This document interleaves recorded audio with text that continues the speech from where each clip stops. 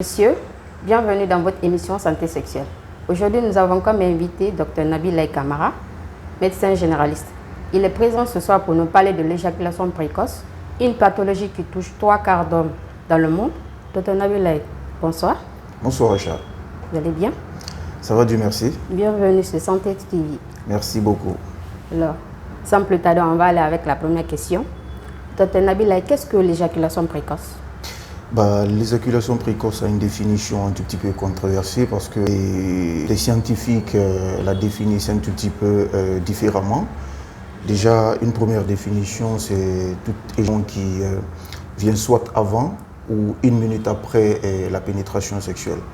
Il peut aussi être défini comme une éjaculation qui survient alors que la personne en question ou sa partenaire ou son partenaire, parce que nous vivons dans un monde un peu avec l'homosexualité, où son partenaire ne le souhaite pas. C'est-à-dire la personne avec laquelle il est n'est pas totalement satisfait. Et lui-même, il a tout fait pour contrôler, il n'a pas réussi à contrôler et l'éjaculation survient. Et toujours dans la définition, cela va nous amener à classer l'éjaculation précoce, non seulement en fonction de son mode de survenue, mais aussi en fonction de certaines circonstances qui l'accompagnent. Oui. Par exemple, lorsqu'on parle de mode de survenue, nous pouvons classer l'éjaculation précoce en éjaculation précoce primaire, c'est-à-dire depuis les premiers rapports sexuels, il y a déjà l'éjaculation précoce qui est là et ça continue. Ou l'éjaculation précoce secondaire, c'est-à-dire c'est une personne qui a longtemps fait des rapports sexuels normaux, sans éjaculation précoce, mais suite à un problème qui est arrivé dans sa vie sexuelle, il arrive maintenant à avoir une éjaculation précoce. Là, c'est une éjaculation précoce qui est secondaire, parce que ce n'était pas là au début de son activité sexuelle. On peut également classer, comme je l'ai dit, l'éjaculation précoce en fonction des circonstances qui peuvent l'accompagner. Oui. Par exemple, il y a beaucoup de types de rapports sexuels, ou beaucoup en tout cas de types d'activités sexuelles. Oui. Il y a la masturbation que l'on peut faire seul. Il y a aussi la fellation dont on peut être objet. Il y a aussi le coït avec pénétration, bien entendu. Donc, par exemple, une éjaculation précoce survient à la masturbation, ne survient pas à la fellation, ou survient au rapport sexuel coït, ne survient pas à la fellation, ou survient avec une telle personne, mais pas avec une autre, on parle de l'éjaculation précoce qui est sélective, parce que ça ne concerne pas toutes les partenaires sexuels ou toutes les activités sexuelles. Mais lorsque l'éjaculation précoce touche non seulement tous les rapports sexuels de la personne qui est concernée, c'est-à-dire à chaque fille avec laquelle il rentre en contact, il y a l'éjaculation précoce. Et quel que soit le type de rapport sexuel également, il y a l'éjaculation précoce. Là, on parle de l'éjaculation précoce qui est généralisée. Voilà un tout petit peu la définition de cet état-là, parce que je ne vais pas appeler maladie. D'accord. Dans votre passage tout à l'heure, vous avez parlé d'une expression qui consiste à dire que ce n'est pas en faisant la fellation ou le coït. Qu'est-ce que cela veut dire, Dr Nabilaye? Bon, justement, vous avez fait bien fait de relancer la question parce que nous avons affaire à des téléspectateurs qui ne sont pas médecins ou quand même ne sont pas agents de santé. Oui. La fellation, c'est ce qu'on appelle de façon vulgaire la pipe. Okay. Voilà. Et le coït, c'est le rapport sexuel entre le pénis et le vagin. D'accord. C'est un peu ça, voilà, la définition. Alors, Dr Nabilaye, quelles sont les causes liées à cette pathologie aujourd'hui? Bon, l'éjaculation précoce, comme je l'ai dit tout à l'heure, je ne vais pas définir ça comme maladie, parce que ça peut non seulement se comporter comme la complication d'une maladie, ou le signe d'une maladie, ou ça peut juste être un état physiologique, comme je l'ai dit. Okay. Et ils peuvent avoir des causes et des facteurs de risque. Bien entendu, on va les regrouper. Et on va d'abord parler de la psychologie de la personne qui est concernée par l'éjaculation précoce. Lorsque on est anxieux ou on est stressé, on peut avoir une éjaculation précoce, même si cela peut se révéler passager. Rappelez-vous toujours des deux définitions que j'ai données, ou des 4 définitions que j'ai données des éjaculations précoces, notamment les deux premières. Et alors, lorsque vous êtes aussi avec une nouvelle partenaire et avec qui vous n'étiez pas là, c'est-à-dire une nouvelle copine, il est possible que l'éjaculation précoce survienne sans pour autant être une pathologie, parce que sans pour autant être atteinte de l'éjaculation précoce. Justement, sans que la personne ne soit atteinte de l'éjaculation précoce. Parce que la personne est là, dans son mental, il essaie de prouver quelque chose. Ou bien il est stressé, il est nerveux parce que c'est une nouvelle relation amoureuse pour la personne ou en tout cas une relation sexuelle avec une nouvelle partenaire. Donc il peut y avoir une éjaculation précoce. Ça, c'est un peu la psychologie. Donc l'anxiété, le stress et aussi la nervosité qui peut être due à une nouvelle relation. Oui. Il y a aussi quelques pathologies comme la dysfonction érectile, qu'on appelle très souvent la faiblesse sexuelle, et qui peut être due soit à beaucoup de pathologies, par exemple l'hypertension artérielle, qui peut conduire à une dysfonction érectile. Dysfonction érectile qui peut également provoquer l'éjaculation précoce. Le diabète également peut le provoquer, et notamment l'obésité, c'est-à-dire le surpoids qui peut aussi tendre à l'obésité. Donc quand on prend le poids et qu'on n'arrive pas trop à contrôler son poids, il est possible d'avoir un retentissement sur la sexualité de la personne. Et aussi on a des couches vraiment organiques, comme je suis en train de les citer. Et une atteinte de la prostate aussi peut conduire à une éjaculation précoce. Et il y a beaucoup d'autres maladies infectieuses aussi qui sont capables de provoquer une éjaculation précoce. Mais dans la plupart du temps, comme je l'ai dit, comme vous l'avez rappelé dans votre définition, 3/4 d'hommes sont concernés par l'éjaculation précoce ou ont été concernés à un moment de leur vie par l'éjaculation précoce. Et on peut avoir très souvent, c'est des hommes de moins de 40 ans. Parce que très souvent, on est en activité sexuelle en cette période-là. Et l'éjaculation précoce, contrairement à beaucoup de maladies comme le diabète et l'hypertension, l'âge n'est pas un facteur de risque. Ça, c'est très important de signaler. C'est-à-dire qu'on ne peut pas dire que c'est en avançant en âge que l'éjaculation précoce se manifeste. On peut être jeune, être âgé de 25 ans, être âgé de 23 ans et manifester l'éjaculation précoce. Et les gens aussi qui sont sujets au tabagisme, très souvent, ils peuvent avoir un retentissement sur leur sexualité. Et l'alcoolisme aussi peut provoquer l'éjaculation précoce. C'est en quelque sorte en ramasser les quelques causes qui peuvent être, et les facteurs de risque notamment, qui peuvent être responsables de cet état-là, comme je l'ai dit. D'accord, docteur Nabil. Est-ce qu'il y a des conséquences liées à cette maladie aussi? Oui, il y a des conséquences, beaucoup de conséquences, vous pouvez l'imaginer. Imaginez par exemple, vous êtes en relation avec un homme qui n'arrive pas à très bien s'en sortir au lit. Oui.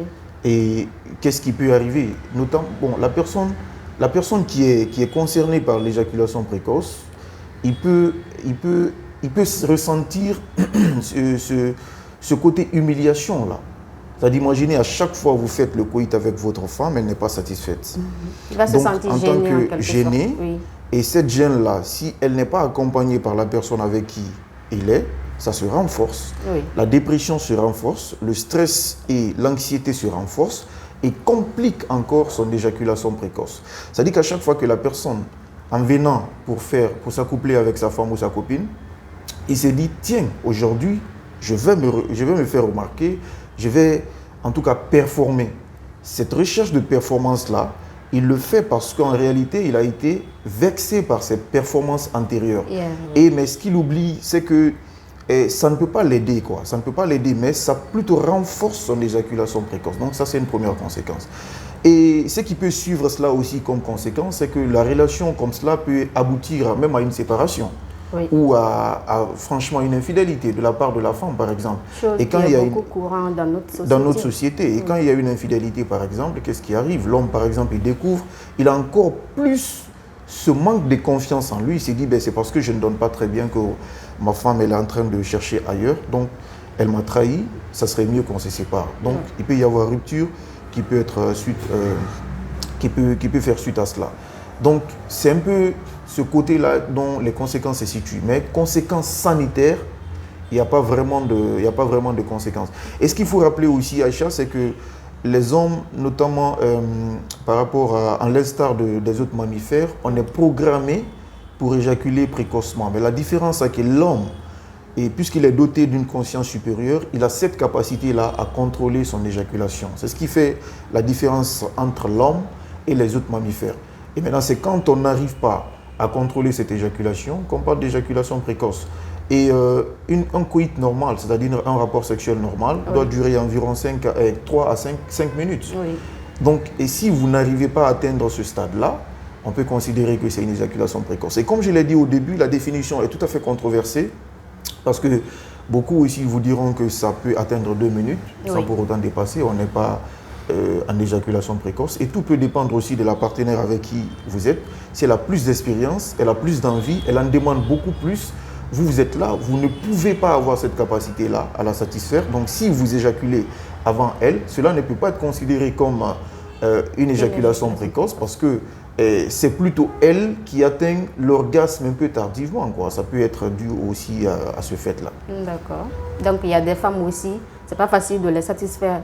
Bien entendu, Oui. ça peut être possible. Il y a des femmes, bon, c'est pas parce que ça peut être difficile de les satisfaire, mais par rapport à un partenaire donné, elle n'arrive pas à être satisfaite très tôt, quoi. D'accord. Je ne sais pas si vous avez compris. Donc, ça peut arriver comme cela. Et avec tel partenaire, elle est vite satisfaite. Et avec tel autre partenaire, ce n'est pas le cas. Mais avec l'autre partenaire avec lequel elle n'est pas satisfaite, on ne peut pas dire que celui-là a une éjaculation précoce. D'accord. Nous avons sur ce plateau Dr Nabil Kamara. Alors, Dr Nabil Kamara, est-ce qu'il existe des modes de traitement liés à cette pathologie? Oui, évidemment, il existe une panoplie de traitements par rapport à l'éjaculation précoce. Et comme je l'ai dit, il y a des causes qui sont psychologiques, qui n'ont rien à voir avec une maladie. Il y a des causes aussi qui peuvent être liées à une maladie. Tout d'abord, lorsque vous êtes conscient que vous souffrez d'une éjaculation précoce, vous devez rencontrer un médecin. Il vous fait un examen physique. Il essaye de vous interroger, il essaie de retrouver la cause de votre éjaculation précoce. Et si la cause est retrouvée, votre traitement peut aller des conseils comportementaux ou bien aller jusqu'au niveau des traitements qui peuvent être médicaux. Maintenant, lorsqu'on parle des conseils, par exemple, pour une personne qui est stressée, on peut un peu jouer sur des conseils par rapport à cela. Est-ce qu'il peut avoir la possibilité de contrôler son stress? Maintenant, on peut aussi lui conseiller des gestes, par exemple. Il y a un geste qu'on appelle le stop and go. En anglais, ça signifie s'arrêter puis continuer. Parce que l'éjaculation, ça survient en fonction des étapes. Tout d'abord, au niveau des vésicules séminales, il y a la production de liquide séminal et au niveau également de la prostate. Au niveau des testicules, il y a la production des spermatozoïdes. Tout ça se regroupe pour produire ce qu'on appelle le sperme. Ça sue des voies spermatiques et en même temps, il y a la vessie qui se ferme pour ne pas qu'il y ait une éjaculation rétrograde. Et ainsi, il y a un déversement de l'éjaculat dans le pénis et puis ça sort en jet. Et souvent qui ne va pas dépasser le contenu d'une cuillerée, quoi. Donc, lorsque vous demandez à la personne de contrôler son éjaculation, il s'agira de lui demander de lui enseigner un tout petit peu cette méthode-là, le stop and go. Lorsque, au cours du rapport sexuel, on sent que l'éjaculation est en train de venir, qu'est-ce qu'on fait? On s'arrête, on attend que la sensation redescende jusqu'à la base et on continue. On continue comme ça jusqu'à la fin du rapport sexuel. Avec un peu de chance, on peut réussir à maîtriser l'éjaculation précoce et réussir aussi à satisfaire la partenaire qui est là. Il y a aussi des sports pour renforcer le périnée qu'il faut faire, comme par exemple les squats, c'est-à-dire l'action de pomper, et monter et descendre, et muscler les muscles fessiers, notamment le périnée, le muscle qui est entre la région anale et la région génitale. Renforcer ce muscle-là pour que l'éjaculation aussi puisse être maîtrisée. Donc au-delà de ça, il arrive que malgré les conseils, le patient ou la personne qui souffre d'éjaculation précoce n'arrive toujours pas à s'en sortir. C'est là qu'il faut passer maintenant par des traitements médicaux. Et parmi les traitements médicaux, nous pouvons envisager les antidépresseurs. Ce n'est pas leur effet direct qui joue sur l'éjaculation précoce, mais leur effet secondaire peut avoir un effet positif sur l'éjaculation précoce. Et surtout quand on est anxieux, on est déprimé, on est stressé, donc il est possible qu'on prenne les antidépresseurs pour soulager notre anxiété et dépression et tout ça, et par ricochet avoir une répercussion positive sur notre éjaculation. Il y a également des traitements locaux qui existent, qui sont soit sous forme de crème ou sous forme de spray qu'on peut appliquer sur le pénis. Parce que ce que je n'ai pas signalé peut-être aussi, c'est qu'il y a des gens qui ont un gland. Le gland, c'est le bout du pénis qui est hypersensible. Quand c'est hypersensible, une fois la pénétration est là, ils sont capables d'éjaculer très vite. Donc, lorsqu'on applique 30 à 15 minutes après, ces produits-là sur le pénis, sur le gland, Oui. il est possible de retarder aussi l'éjaculation précoce. Et notamment, ce qu'il ne faut pas oublier aussi, c'est l'utilisation des préservatifs, surtout pour des gens qui ont cette hypersensibilité du gland. Lorsqu'on utilise le préservatif, ça veut dire que ce n'est pas le pénis qui sera directement en contact avec la flore vaginale, Oui. mais c'est le préservatif, donc un plastique qui sera en contact avec cette flore vaginale. Donc le va-et-vient va être moins ressenti par l'homme et donc l'éjaculation sera moins retardée. D'accord. Donc un tout petit peu, c'est les traitements qui existent. Oui. Mais tout de même, comme je l'ai dit, il faut toujours rencontrer le médecin parce qu'il ne faut pas prendre un médicament à tout bout de champ. Oui. Et très souvent, on remarque que les gens sont beaucoup plus focus sur le traitement de ces pathologies-là que sur n'importe quelle autre chose. Mais lorsque vous en souffrez, et très souvent, si vous êtes une femme, il est intéressant d'accompagner psychologiquement votre partenaire, Oui. le mettre en confiance Bien sûr. et dire que sa pathologie ou son état dans lequel il est, ce n'est pas lui seul son état, mais que tu partages un tout petit peu sa peine, Ce dès que tu moment le mets avec en lui. confiance, Oui. tu fais en sorte qu'il ne puisse pas il ne puisse pas ressentir ce côté coupable. Oui. C'est-à-dire, si mon coït n'aboutit pas, c'est moi, ma femme n'en est pour rien. Et cette femme doit en retour appeler son mari, discuter avec lui, et pour qu'il puisse se comprendre, pour que à la longue, la relation de confiance puisse permettre de diminuer le stress, diminuer l'anxiété, la dépression, et par ricochet avoir cette répercussion positive sur l'éjaculation précoce. D'accord. Chers téléspectateurs de Santé TV, vous avez entendu Dr Naby Kamara. Si vous souffrez d'une éjaculation précoce, conseille d'aller voir un sexologue ou un thérapeute pour plus de conseils et de traitements. Alors, Dr Naby, nous sommes pratiquement vers la fin de cette émission. Quels conseils donnerez-vous à ces hommes qui sont enfermés en soi, qui ont honte d'aller voir des thérapeutes? Quels conseils donnerez-vous à ces hommes? Bon, déjà, l'éjaculation précoce, c'est une pathologie qui n'est pas très souvent déclarée. Okay. Vous avez souvent remarqué, les hommes qui en souffrent, ils ont cette gêne-là à déclarer qu'ils en ont. Et même rencontrer un médecin, c'est tout à fait un problème. Mais des conseils sont donnés, ils peuvent l'appliquer. Et surtout aux femmes aussi, j'ai déjà donné des conseils, c'est de mettre en confiance votre partenaire, de faire comprendre que son problème, ce n'est pas son problème, c'est le problème du couple, de ne pas s'en faire, et puis vous le mettez en confiance de toute façon pour que la solution puisse être trouvée à un problème quand même qui est collectif parce que c'est un problème de couple. Évidemment. Et toujours de consulter un médecin pour des pathologies comme ça, ils sondent votre diagnostic, il voit c'est quoi la cause de votre éjaculation précoce, il adopte le traitement qu'il vous faut, c'est tout à fait facile. Chers téléspectateurs de Santé TV, c'est la fin de cette émission. Retrouvez-moi dans un autre numéro de Santé sexuelle. À bientôt, au revoir.